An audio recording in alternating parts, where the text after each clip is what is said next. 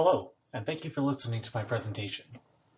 My name is Joel, and I'm a data scientist at INGU Solutions. Today I'll be talking about a comparison between the data collected by our device, which we call a Piper, and traditional MFL pipeline data. I'll start this presentation with an introduction to both our device and the measurement technology that we use, which is called passive magnetometry.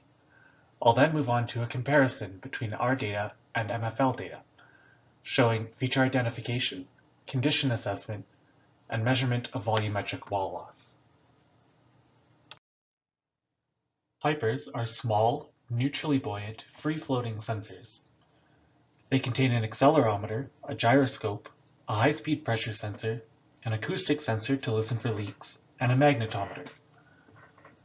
Using the Pipers, we can detect leaks, locate deposits, determine the pipe geometry, and find magnetic features and perform a condition assessment on metallic pipes.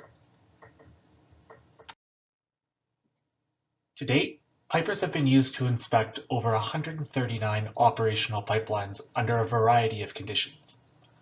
We've screened lines between 2 and 30 inches, made from steel, iron, composite, or plastic.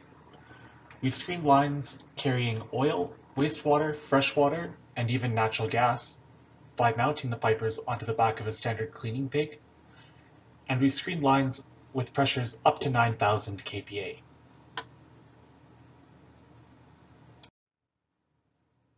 The advantage of using Pipers is that they're a one-size-fits-all solution.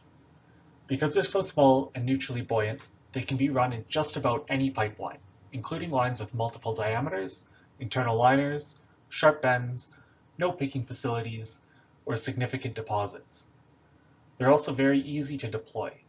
We typically ship them out, and they're deployed by their regular field staff.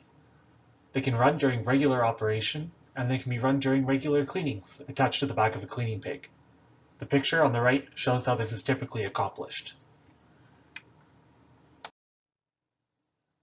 In order to find metallic features and perform a condition assessment of a steel line, we have a single magnetometer that measures the passive magnetic flux in the pipeline. This is opposed to an MFL tool, which has huge permanent magnets that introduce magnetization into the pipeline and then measure what leaks out. The Pipers measure the magnetization that's already there. All steel lines are very slightly magnetic due to the Earth's magnetic field. As these lines are heated, cooled, and transported through the magnetic field of the Earth, they acquire some permanent magnetization of their own. This field can change due to applied stresses and changes in the pipe state, such as corrosion or dents. What we look for in our measurements is that new pipelines and pipelines in good condition will have a very smooth and homogeneous magnetic flux. This is because the pipelines themselves are in very homogeneous condition. In lines that have experienced corrosion, we will see increased spread and a less smooth magnetic flux measurement. This is because the randomness due to corrosion creates some randomness in the magnetic flux measurements as well. Because we have only a single magnetometer, we can typically measure generalized corrosion, meaning corrosion that is more than 25% of the volume of the pipe wall in the short region around the Piper. Pipers are meant to be used in this application as a screening tool to provide knowledge of the overall condition of the line or to look for changes over time. This is an example of our data from 500 meters of a gas pipeline with several magnetic features highlighted. Our raw measurements are displayed in light blue, and the mean of those measurements is shown in dark blue. The gray lines represent girth welds, which we can find by looking for the large, regularly spaced spikes in our data. Welding creates very intense magnetic fields, which are then permanently fixed in the metal as it cools. The cyan highlight indicates a region with a thicker wall.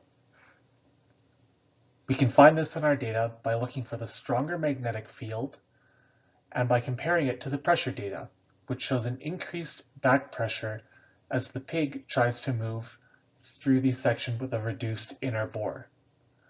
Casings will look similar to this due to the increased volume of metal, but without the corresponding increase in back pressure. Finally, the orange highlights show the location of bends. These have very strong magnetic fields as well, due to the close proximity of welds on either side, and they can be confirmed using the gyroscope data. The magnetic flux measurements taken by the Piper are highly repeatable. On the right is some example data from 2 runs of the same liquid pipeline performed on the same day. While the field is somewhat random, we actually measure the exact same thing every time. This means that we can align data from multiple Piper runs and compare them to see how they might have changed over time. The only reason that we wouldn't measure the same measurements over and over is if there was some kind of change in the pipeline, for example, if it were corroding. In this way, Pipers can be used to monitor for small changes in the pipe's condition by first establishing a baseline and then continuously monitoring at regular intervals for very small changes. Now we will look at some MFL data and compare it to the Piper data. In the top 2 graphs, the Piper data is shown. The green bands indicate the characteristic spread of the data. The orange boxes indicate outliers. Outliers are data that lie outside the green bands but which are not otherwise explained by the presence of a girth weld. In the bottom 2 graphs, the MFL results are shown. The red X's show metal loss features that were identified by the SMART tool. One thing to note is that this line did not have picking facilities. As a result, the line had to be cut open in the middle and a tethered SMART tool was sent down the line in either direction. The start and end of these inspections is shown by the blue boxes. In the middle, where the line was cut open and subsequently repaired, there are significant magnetic outliers in the Piper data. The line on the left is in much better overall condition, which is indicated by the relative absence of metal loss features. This is confirmed by the Piper data, which has a magnetic flux measurement which is smoother, more homogeneous, and has less outliers compared to the line on the right. Here is another comparison between the Pipers and MFL data. In this example, a tethered tool was sent through only the first part of the line. Again, where the MFL tool was inserted at approximately 300 meters, the Pipers measure significant outliers corresponding to where the pipe was cut open and subsequently repaired. The first part of the line is in much better condition than the second half of the line, which was expected to be in worse condition because it was much older. In this final comparison of a very short line, there are a few localized areas of corrosion indicated by the boxes where there is significant volumetric wall loss greater than 25%. These areas generally correspond to outliers in the Piper's data. Our current research is looking into whether more information can be gained from the more finely detailed and complex structures in the magnetic flux measurements. Our eventual goal is to develop a much more sophisticated detection algorithm. To conclude, I'd like to present a use case where Pipers can provide significant value. Say a company has purchased an older oil field, where all of the pipelines are old and in questionable condition. Pipers can be used to inexpensively screen every pipeline in this field and provide a summary report on their condition. Pipers can determine major changes in vintage. They can locate potential anomalies, such as dents, bad welds, or areas of significant corrosion. They can determine piggability constraints, such as very sharp bends or changes in diameter, and they can prioritize individual pipelines for further inspection. For example, only the worst pipelines in a field could be further inspected with an expensive high-resolution MFL tool. So in summary, I talked about Pipers, which are an alternative to traditional inline inspection tools. Thanks to their low cost and simple deployment method, pipeline operators can inspect their lines at higher frequency and gain additional insight into their infrastructure. I talked about passive magnetic flux as an NDT method. Compared to MFL inline inspection, it does not give the same level of detail, but rather provides data on the overall condition of a pipeline. It can also be used to identify significant volumetric wall loss.